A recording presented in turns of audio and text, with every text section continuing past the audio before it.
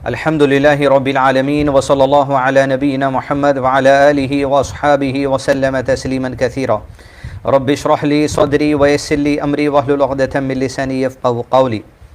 حصن المسلم on line course کی 23ویں کلاس میں آپ تمام کا استقبال کیا جاتا ہے۔ کل کی کلاس میں روزمرہ کی دعاؤں اور اسلامی طریقہ جو نبی صلی اللہ علیہ وسلم نے بتایا ہے اس سے متعلق کئی سبجیکٹس پر ہم نے الحمدللہ علم حاصل کرنے کی کوشش کی ہے۔ آج اسی سلسلے کو جاری رکھتے ہیں اور آج جو ٹاپک شروع ہوگی وہ روزے سے متعلق جو دعائیں جو اعمال ہیں ان سے انشاءاللہ آغاز کریں گے۔ سب سے پہلا سبجیکٹ ہے روزہ کھولنے کے وقت کی دعا۔ روزہ کھولنے کے وقت جو دعا پڑھی جاتی ہے وہ بھی صرف بسم اللہ ہے، یعنی جب آپ کھجور کھائیں گے، کھجور کھانے سے پہلے آپ کو صرف بسم اللہ کہنا ہے، اور اس کے بعد پانی پئیں گے۔ آپ کھجور کھا کر یا کچھ فروٹ کھا کر یا کھجور کھاتے ہی آپ پانی پی لیں گے، یا کھجور نہ ہونے پر جب پانی سے روزہ کھولا جائے گا تب پانی پینے کے بعد جب گلے میں کچھ اترے گا تب یہ دعا پڑھنی ہے، لیکن روزہ کھولنے سے پہلے تو صرف اور صرف آپ کو بسم اللہ ہی پڑھنا ہے۔ دعا ہے ذهب الظمأ وابتلت العروق وثبت الاجر انشاء اللہ، یعنی روزے دار جو دن بھر روزہ رکھتا ہے، بھوک اور پیاس اللہ عز و جل کی طرف سے برداشت کرتا ہے، صبر کرتا ہے۔ حقیقت میں صبر اسی کا نام ہے کہ اللہ عز و جل کے پرہیزگاری کرے، اللہ تعالیٰ کی رضا کے لیے، اللہ کے احکامات پر عمل کرنے کے لیے، نبی صلی اللہ علیہ وسلم کی سنت پر عمل کرنے کے لیے، اسلام کے طریقے سے محبت میں پرہیزگاری کرنا۔ اب کبھی پرہیزگاری کھانے پینے سے ہوتی ہے اور پرہیزگاری حرام سے کرنا ہے تو زندگی بھر کرنا ہے، جیسے سود سے بچنا ہے، زنا سے بچنا ہے، جھوٹ سے بچنا ہے، غیبت سے بچنا ہے، کسی کو گالی دینے سے بچنا ہے، کسی کو برا کرنے سے بچنا ہے، کسی کے ساتھ برا کہنے سے بچنا ہے۔ یہ پرہیزگاری میں شامل ہوتی ہے چیزیں۔ تو روزہ پرہیزگاری کا درس مجھ کو اور آپ کو دیتا ہے کہ اس وقت میں اللہ کی رضا کے لیے جو چیز حلال ہے، یعنی کھانا پینا تو حلال ہے لیکن حرام کر دیا گیا اس وقت کے لیے، تو وہ حلال کردہ چیزوں کو حرام کر کے درس دیا جا رہا ہے کہ یہ پرہیزگاری جو حلال کو حرام سمجھ لیے، اب روزے کے بعد جو چیز حرام ہے اس کو حرام ہی سمجھو۔ یہ تعلیم و تربیت الحمدللہ 1 مہینہ میری اور آپ کی مسلسل چلتے رہتی ہے۔ ذهب الظمأ وابتلت العروق وثبت الاجر انشاءاللہ۔ دعا کا ترجمہ اسکالرز نے لکھا ہے پیاس چلی گئی، یعنی جب پانی پئیں گے تو ظاہر بات ہے پیاس چلی جائے گی۔ رگیں تر ہو گئی، یعنی رگیں بھیگ گئی، تو ظاہر بات ہے ان الفاظ سے معلوم پتہ چل رہا ہے پانی پینے کے بعد روزہ کھول کر جب آپ پانی پئیں گے تب یہ پڑھنے کی دعا ہے۔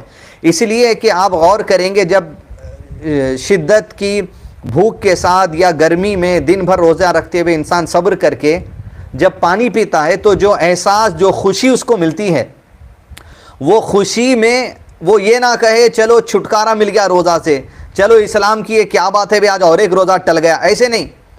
اسے پھر وہی ہر دعا کا جو مقصد ہے توحید اللہ تعالیٰ سے جوڑنا، وہ ادھر جوڑا جا رہا ہے۔ ذهب الظمأ، رگیں بھیگ گئی، وابتلت العروق، گلا بھیگ گیا، پیاس جو لگ رہی تھی وہ چلی گئی، وثبت الاجر انشاءاللہ، اور یہ پیاس جانے سے پہلے جو پیاس لگ رہی تھی اور یہ گلا بھیگنے سے پہلے جو گلا سوکھ رہا تھا، جو بھوک محسوس ہو رہی تھی، وثبت الاجر انشاءاللہ، اللہ نے چاہا ہماری بھوک اور پیاس پر یہ جو صبر اللہ کی رضا کے لیے تھا، وثبت الاجر انشاءاللہ، اجر اللہ کے قریب لکھ دیا گیا۔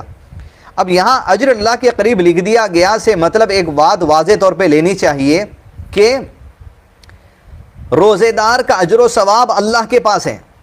اللہ تعالیٰ جس کو جتنا چاہے گا نیکیاں جو عطا کرے گا تاکہ اس کے نام اعمال میں وہ بات ہے اور میزان میں وہ نیکیاں تولی جائیں، اس لیے کہ اللہ کے لیے روزہ رکھا اور اللہ ہی اس کا اجر عطا کرنے والا ہے، کتنا وہ اللہ عز و جل آخرت میں دے گا۔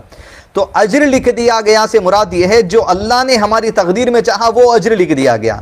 انکاؤنٹیبل نیکیاں کتنی ہو سکتی ہیں، اور نیت ہمارے اعمال اور اللہ کی رحمت کی وجہ سے جو ملنا ہے وہ نیکیاں الحمدللہ مل کر رہے گی۔ وثبت الاجر انشاءاللہ، اور اجر ثابت ہو گیا اللہ کے پاس، اللہ نے چاہا تو۔ اب آپ دیکھیے انسان ایک آزمائش کے دور سے گزرتا ہے دن بھر، اور راحت ملتی، نعمت ملتی، تو جب نعمتیں ملتی یہ پیغام دیا جاتا ہے ہر اس روزے کے ذریعے کہ زندگی کے دیگر معاملات میں بھی ہماری جو کچھ آزمائش ہو رہی ہوں، ان آزمائشوں کے بعد جو راحت آتی ہے وہ راحت کے موقع پر اگر انسان ثابت قدمی کے ساتھ اللہ کی شکر گزاری کرے، راحت ملنے پر نعمتوں کی شکر گزاری کرے، تو جن جن مصیبتوں پہ صبر کیا ان پر یقیناً اجر لکھا جائے گا۔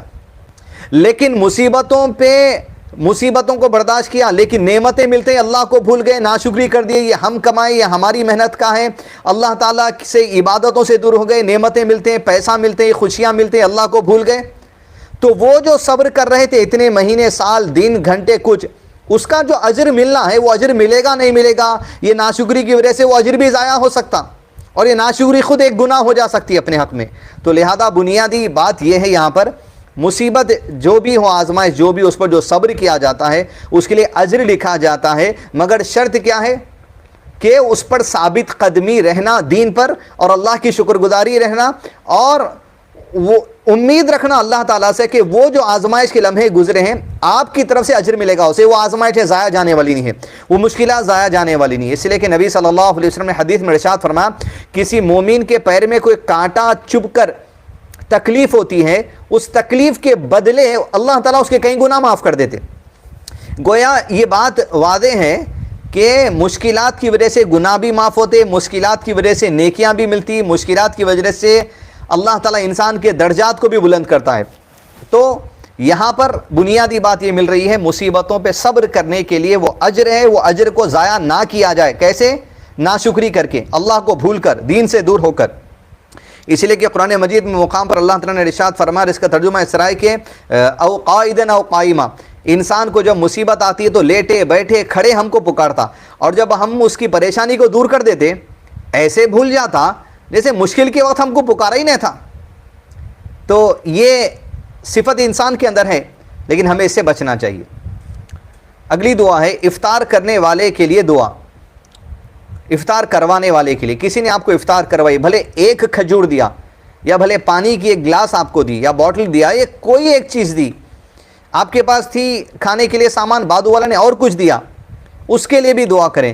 افطر عندکم الصائمون وَأَكَلَ طَعَامَكُمُ الْأَبْرَارُ وَصَلَّتْ عَلَيْكُمُ الْمَلَائِكَةُ، جس نے کھلایا اس کو کھانے والا دعا دے رہا ہے۔ تمہارے پاس روزے دار افطار کریں، اس لیے کہ روزے دار کو افطار کرانے کے لیے ایسا ہی اجر و ثواب ہے جیسا روزہ رکھنے والے کے لیے اجر و ثواب ہے۔ اس روزہ رکھنے والے کے اجر و ثواب میں کمی ہونے والی نہیں، لیکن کھلانے والے کو ویسا اجر و ثواب ملنے والا ہے۔ اس لیے دعا دی جا رہی ہے کہ تم بار بار یہ ثواب لیتے جاؤ۔ اور روزے دار کو کھلانے کا مطلب اگر ہم یہ سمجھ رہے ہیں کہ اتنا خرچہ کرنا پڑتا کیا یہ دعا لینے کے لیے، ایک کھجور کھلائے تو بھی دعا آپ کو حق میں مل جائے گی، ایک پانی پلانے سے دعا آپ کے حق میں مل جائے گی۔ مساجد میں پانی کا انتظام کریے، مساجد میں ایک ٹائم کے کھانے کا انتظام کریے، اور اگر آپ مسجد کے ذمہ دار ہیں، آپ مسجدوں میں بات پہنچا سکتے ہیں تو یہ بات کی کوشش کرنا چاہیے۔ مساجد میں دیکھا گیا کہ افطار کے موقع پر صرف فروٹ میں ہزاروں روپیہ لگا دیا جاتا، فروٹ اور کھجور میں 1000 روپیہ لگا دیتے، پھر اس کے بعد مغرب کے بعد لوگ پھر سے کھانا کھانے کے لیے جاتے۔ کیوں نہ وہ جو ہزاروں روپے کے فروٹ لایا جا رہا اسی کے بدلے کچھ کھانے کا انتظام کر دیا جائے، تھوڑا تھوڑا لوگ کھا لیں گے، پھر مغرب کے بعد پھر سے جا کر انہیں باہر خرچہ کر کے کھانے کی ضرورت نہیں پڑے گی۔ کیونکہ وہ لوگ جو کاروبار کرنے کے لیے دکان وغیرہ ہوتی ہیں، وہ بازار کے مساجد میں آ کر جو سو روزہ کھولتے ہیں، ان کے لیے سہولت ہو سکتی، پیسہ بچ سکتا، اور روزے دار کو اچھا کھانا کھلانے میں بات آتا، بھلے پیسہ اتنا ہی ہوتا ہے، اگر حکمت سے کام کیا جائے تو کر سکتے ہیں۔ جامعہ اہل سنہ والجماعہ پر الحمدللہ کام کیا جاتا ہے تو بجٹ اتنا ہی پڑتا ہے جتنا عام مساجد میں فروٹ وغیرہ کے لیے پڑ جاتا ہے الحمدللہ۔ تو تمہارے پاس روزے دار افطار کریں، تمہارا کھانا نیک لوگ کھائیں، اس لیے کہ جو نیکی کرنے والا آدمی ہے، روزہ ایک نیکی ہے، نیکی کی حالت میں انہیں کھانا کھا رہا تو نیک لوگ کھانا کھاتے رہیں، اور تمہارے لیے فرشتے دعائیں کرتے رہیں۔ سبحان اللہ، انسان یہ دعا کر رہا ہے کہ روزے دار کو روزہ کھلانے پر، کھانا کھلانے پر اللہ تعالیٰ کے فرشتے کھلانے والے کے حق میں بھی دعا کرتے ہیں کہ اللہ تعالیٰ اس کے درجات کو بلند کرنا۔ تو وہ کیا دعا کرتے ہیں؟ یقیناً خیر والی ہی دعا ہوگی۔ فرشتے اللہ کی وہ جو سو مخلوق ہے جو اللہ کے بندوں کے لیے خیر کی دعا کرتے رہتے ہیں، جو دنیا میں توبہ استغفار کرتے رہتے ہیں، تو فرشتے ایسے بندوں کے لیے جو نیکی کرتے ہیں، دعائیں کرتے ہیں۔ اس لیے کہ دعا ثبوت ہے اس بات کا کہ فرشتے آپ کے حق میں دعا کرتے رہے، مطلب صرف آج کھانا کھلانے پر نہیں، آپ کی زندگی میں فرشتے اللہ تعالیٰ کے بعد ایسے مخصوص گروپ ہے فرشتے کے جو روزانہ دعا کرتے ہیں بندوں کے لیے، تو روزانہ آپ کے حق میں دعا ہوتے رہے، آپ کے ساتھ خیر اور برکت کا معاملہ ہوتے رہے، وہ دعا فرشتے کریں۔ تو فرشتوں کی دعا بھی اللہ تعالیٰ قبول کرتا ہے. تو اللہ کے سامنے فرشتے بھی دعا کرتے ہیں. فرشتے کسی اور انسان کے سامنے یا کسی اور قبر کے سامنے نہیں کہتے کہ اللہ تعالیٰ سے تم کہہ دو کہ اللہ تعالیٰ انہیں اجر دے دے روزے کا. نہیں, فرشتے ڈائریکٹ اللہ سے مانگتے ہیں. وہی درس انسانوں کو بھی دیا گیا, انسان ڈائریکٹ اللہ تعالیٰ سے مانگے. وَأَكَلَ طَعَامَكُمُ الْأَبْرَارُ وَصَلَّتْ عَلَيْكُمُ الْمَلَائِكَةُ, یہ دعا ہے.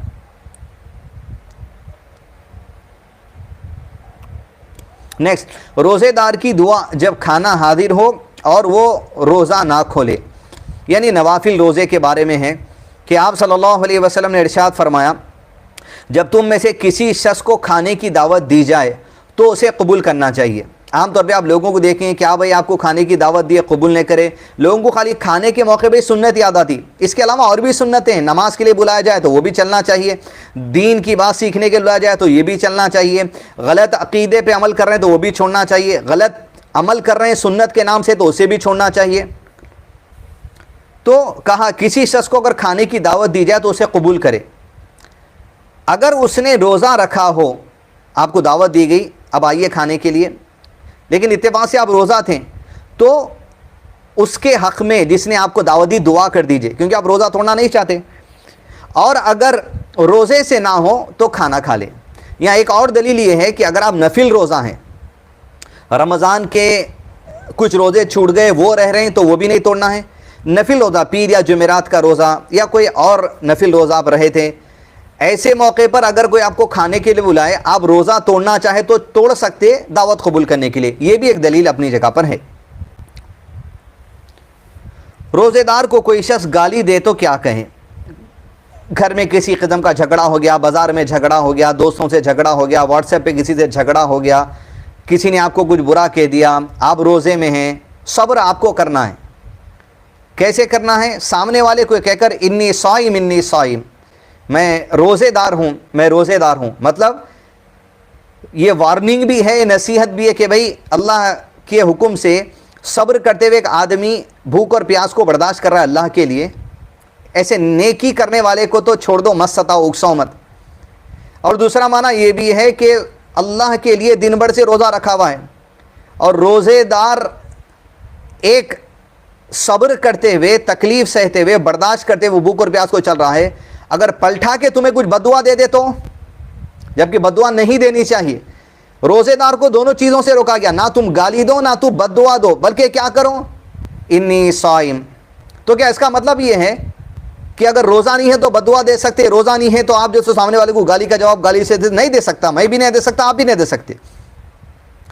تو بحالت روزہ جو تعلیم دی جا رہی ہے, روزے کی حالت کے علاوہ دیگر چیزوں کے لیے وہ تعلیم و تربیت ہوتی ہے. لیلۃ القدر کی دعا. لیلۃ القدر کیا ہے؟ بسم اللہ الرحمن الرحیم, انا انزلناہ فی لیلۃ القدر, ہم نے آپ کو لیلۃ القدر عطا کیا. یعنی 1000 مہینوں سے بہتر وہ رات ہے جو رمضان کے آخری عشرے میں آتی ہے, 21, 23, 25, 27, 29, یہ 5 میں سے کوئی ایک چاند کی تاریخ میں. اور ہر سال یہ تاریخ بدلتے رہتی ہے, ہر سال ایک کامن تاریخ نہیں ہوتی. صرف 27 پکڑ کر نہیں چلا جا سکتا. نبی صلی اللہ علیہ وسلم کے دور میں 27ویں کی بھی دلیل ہے, 25ویں کی بھی دلیل ہے, 23ویں کی بھی دلیل ہے. تو یہ تاریخ بدلتے رہتی ہے. اللہ تعالیٰ حقیقت میں اس کا علم جانتے ہیں, لہذا 5 راتوں میں کوشش کرنی چاہیے, جاگ کر عبادت کر کر, نیکی کی امید رکھ کر, بخشش کی دعائیں مانگتے ہوئے, مغفرت کی دعائیں مانگتے ہوئے, دنیا خیر سے ہو جائے, برزخ خیر سے ہو جائے, آخرت خیر سے ہو جائے, یہ تمام چیزیں الحمدللہ کوشش کرنی چاہیے. لیلۃ القدر یعنی اس دن اللہ تعالیٰ سال بھر کی تقدیر کے فیصلے بھی انسانوں کے لکھ دیتے ہیں کہ کس کو, کیونکہ تقدیر, انسان کی تقدیر میں کچھ لکھا ہے, وہ ان راتوں کو دعا کرتے ہیں اس کی تقدیر بدلی جاتی ہے. یعنی کسی کی عمر کچھ 50 سال تھی, 60 سال تھی, 70 سال تھی, وہ دعا کر اللہ تعالیٰ میری عمر میں اضافہ کریے تاکہ میں اور نیک عمل کروں. اس کی عمر میں اضافہ بھی ہو سکتا ہے. لیلۃ القدر کو اس کی عمر میں تبدیلی کے فیصلے بھی ہو سکتے ہیں. تو قدر, سال بھر کی تقدیر کے فیصلے بھی ریلیز کیے جاتے ہیں فرشتوں کو کہ اناج کیا اگے گا, بارش کیا اگے گی, انسانوں کی تقدیر کے فیصلے, یہ فیصلے بھی ہوتے ہیں الحمدللہ. تو جب وہ رات ملے کثرت سے دعا پڑھنا چاہیے. اللہم انک عفو تحب العفو فاعف عنی. انسانوں کی سب سے بڑی ضرورت اور سب سے بڑی رات, 1000 مہینوں سے بہتر رات سے مراد یہ ہے 2 رکعت نماز آپ عام دنوں میں پڑھ لینا, اس کا اجر و ثواب ہے. لیکن 1000 سال مسلسل آپ 1000 مہینے مسلسل آپ 2 رکعت نماز پڑھتے رہیں گے، کتنا اجر ملے گا؟ لیلۃ القدر کو ویسے ہی 2 رکعت نماز پڑھ لینا 1000 مہینے سے بہتر ثواب وہ 2 رکعت کا لیلۃ القدر کو مل جائے گا، صرف 2 رکعت پڑھ لینے کا۔ تو یہ مراد بات ہے جو علامہ شیخ عثیمین رحمہ اللہ نے کہا، صدقہ کرنا جو نیکی اجر و ثواب ملتا ہے، لیلۃ القدر کے دن صدقہ کرنا 1000 مہینوں سے بہتر وہ رات ہے، اجر و ثواب بھی بڑھ کر ہے اس رات میں، یہ علامہ شیخ عثیمین رحمہ اللہ نے رائے دی ہے۔ تو لہذا اس رات کو نیک اعمال کرتے رہنے کی مجھ کو آپ کو مسلسل کوشش کرتی رہنی چاہیے۔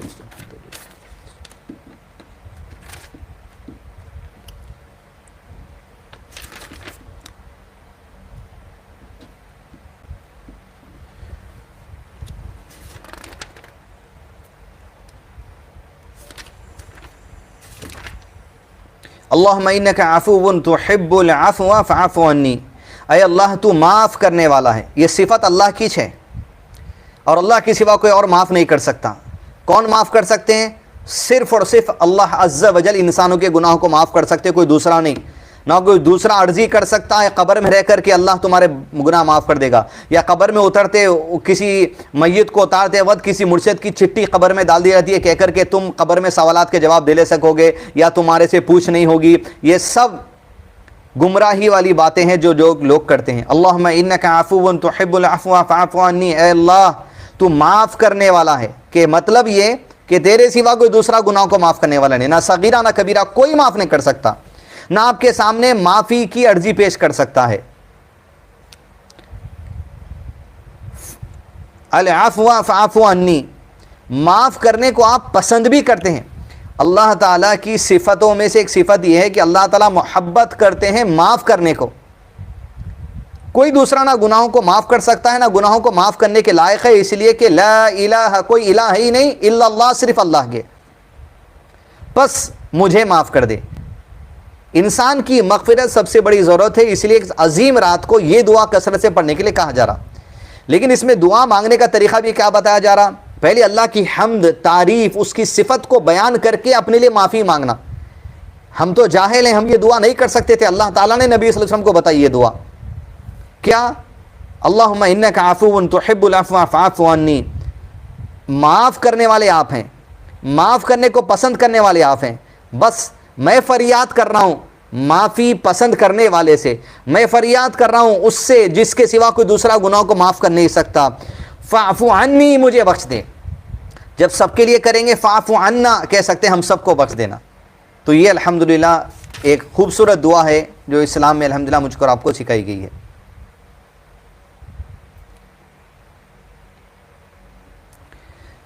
اگلا سبجیکٹ ہے چھینک، سنیز، چھینک آنے پر کیا دعا پڑھی جائے۔ نبی کریم صلی اللہ علیہ وسلم نے فرمایا جب تم میں سے کسی شخص کو چھینک آئے تو وہ الحمدللہ کہے، اور اس کے لیے اس کا بھائی جو الحمدللہ سنے گا وہ کہے گا یرحمک اللہ، اللہ تجھ پر رحم کرے۔ جب وہ یہ کہے تو چھینک مارنے والا یہ کہے گا یہدیکم اللہ ویصلح بالکم، صحیح بخاری۔ انسان کے زندگی کے معاملات کو دعاؤں کا ذریعہ بنا دیا گیا، بخشش مانگنے کا ذریعہ بنا دیا گیا۔ الحمدللہ کہیں گے، اللہ کی تعریف ہے، اللہ کی شکر گزاری ہے جو چند لمحے ہماری دم کو روک کر چھوڑ دیا۔ سبحان اللہ، جب چھینک آتی ہے انسان کی دم رک جاتا ہے، انسان کی سانس رک جاتی کچھ دیر کے لیے، لمحہ بھر کے لیے۔ آپ خود فیل کرتے ہوں گے جب آپ سنیز کریں، لمحہ بھر کے لیے سانس رک جاتی۔ الحمدللہ تیرے لیے تعریف اور شکر گزاری ہے جو چھینک کے بعد سلامتی کا معاملہ میرے ساتھ کر دیا، اور الحمدللہ یہ عبادت ہے چھینکنے کے بعد کرنے کی، اطاعت ہے، اطاعت عبادت ہے۔ تعریف کریں گے، اور جو سنیں گے، اگر آپ نے چھینکا، آپ نے الحمدللہ کہا، اگر میں یا کوئی اور سنے تو کیا کہیں گے؟ یرحمک اللہ، اللہ تجھ پر رحم فرمائے۔ مطلب اب تیری زندگی میں رحمتیں رحمتیں ہم مانگتے ہیں۔ اب دیکھیں انسان پریشان ہیں، دن میں کام کاج کے بارے میں سوچ کر کچھ مسائل کو لے کر ٹینشن میں ہے، چھینک آئی، الحمدللہ بولا، اللہ کا شکر ادا کیا، دوسرا یرحمک اللہ بول دیا، اس کی وہ مشکل دن بھر کی دور ہو گئی۔ ممکن ہے نا، جب بندہ دعا کر رہا ہے اللہ تعالیٰ نے طریقہ رکھا تو اللہ قبول کرنے کے لیے ہی انسانوں کے لیے طریقہ رکھا۔ ایک چھینک کی وجہ سے کئی مسائل حل ہو سکتے، یرحمک اللہ، تجھ پر رحم فرما دے اللہ. اللہ کی رحمت آنے کو کون سی مشکل ٹکے گی؟ اس کے حکم سے سب مشکلات چلے جاتے ہیں. تو پھر چھینکنے والا جو چھینکا تھا یرحمک اللہ جس نے کہا، اس کو سننے کے بعد وہ کیا دعا دے گا چھینکنے والا؟ یہدیکم اللہ ویصلح بالکم. اے مجھ پر اللہ کی رحمت کی دعا کرنے والے، میں کیوں خاموش بیٹھوں؟ یہدیکم اللہ، اللہ تجھے ہدایت دے دے. مطلب گمراہی سے بچا لے، غلط عقیدے سے بچا لے، تیرے کاموں میں ہدایت ہو، تیرے کاموں میں رہنمائی ہو، تیرے گھر کے معاملات میں رہنمائی ہو، تیرے تجارت کے معاملات میں رہنمائی ہو. یہدیکم اللہ ویصلح بالکم، اور تیرے سارے حالات کو اللہ درست کر دے. ایک کہہ رہا ہے تجھ پر اللہ رحم کرے، یہ جواب دے رہا ہے تیرے سب معاملات درست ہو جائے. گھر میں بیوی سے جھگڑا ہے، تیرا مسئلہ حل ہو جاؤ. تیرے بچے تیری بات نہیں سنتے، تیرا مسئلہ حل ہو جاؤ. تمہارے کاروبار نہیں چلتے، تمہارا مسئلہ حل ہو جاؤ. تمہارے پاس تجارت میں جو سو پیسہ نہیں ٹک رہا، تمہارا مسئلہ حل ہو جاؤ. وَيُصْلِحُ بَالَكُمْ. جب آپ دعا کرتے ہیں تو خالی رٹ کے پڑھنے کا مقصد نہیں ہے. چھوٹی چھوٹی باتیں کیوں سمجھانے کی ہم کوشش کر رہے ہیں؟ اس مقصد کے ساتھ یہ فوائد ہیں. کوئی مشکل میں پڑا ہوا ہے آدمی، آپ سے کچھ مدد کو پوچھا کہ بھائی میری آپ کچھ ہیلپ کریے، 100 روپے کی ضرورت ہے، ہو سکتا آپ کا نہیں ہے ممکن اس وقت میں یا دینے کے لیے، وہی وقت میں وہ چھینکا یرحمک اللہ دعا دیجئے، یہدیکم اللہ ویصلح بالکم جو سو دعا دیجئے. اور یہ جو دعا ہے یہدیکم اللہ، اللہ تمہیں ہدایت دے، یہ نان مسلمز کو بھی آپ دعا دے سکتے ہیں. یعنی اگر کوئی نان مسلم چیخے تو آپ یہدیکم اللہ کہہ سکتے ہیں، اللہ تمہیں ہدایت دے. اب عام طور پہ لوگ سوال کرتے ہیں، نان مسلم سوال اگر سلام کرتے ہیں کبھی السلام علیکم، ایسے موقع پہ آپ انہیں یہدیکم اللہ کہیے، اللہ تمہیں ہدایت دے. ان کو تو وش کرنا مراد ہے، ان کو یہ ہونا کہ سامنے والا ہمیں ریسپیکٹ دے رہا ہے. تو یہدیکم اللہ، ہدایت کی دعا سے ریسپیکٹ اور کیا ہوگی زیادہ. اگر ہدایت ہو جائے تو ایمان پر اور اسلام پر جو سو قائم ہو جائیں گے، دنیا اور آخرت سب سدھر جائے گی، برزخ بھی سدھر جائے گی.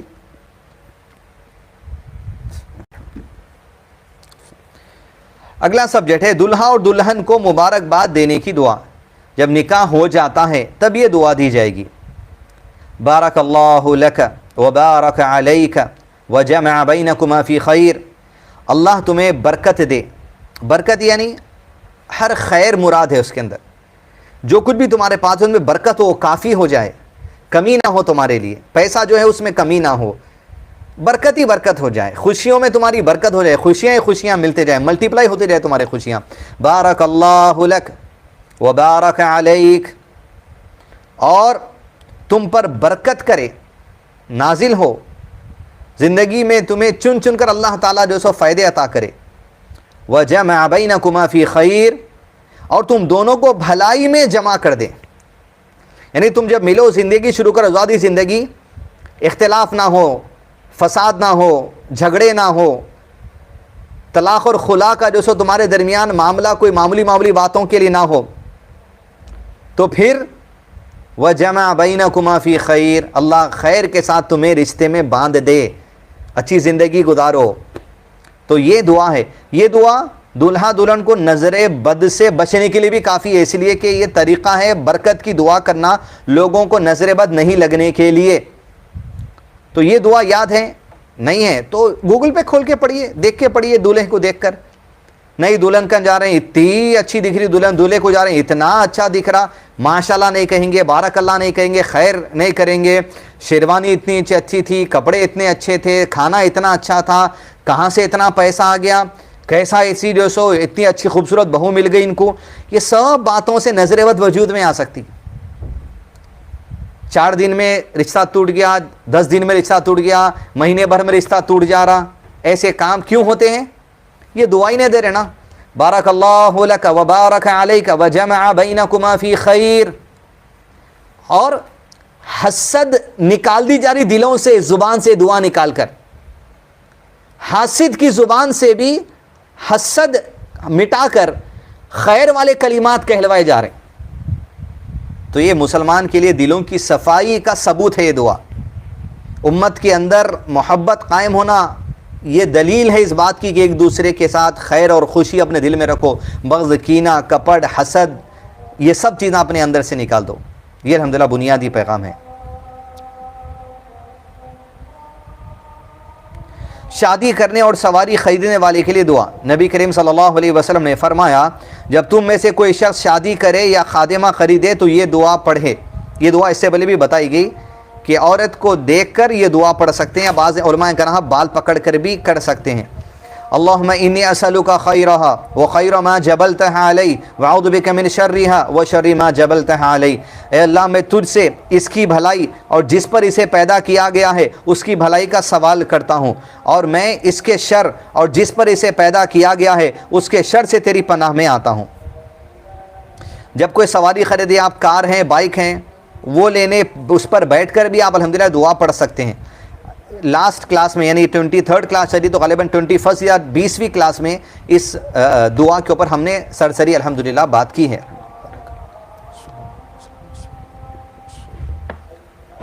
تو آج کی کلاس میں الحمدللہ یہی باتیں جو سو کافی ہیں، انشاءاللہ اگلی کلاس میں پھر ملاقات ہوگی۔ وصلی اللہ علی نبینا محمد وعلی آلہ واصحابہ وسلم تسلیما۔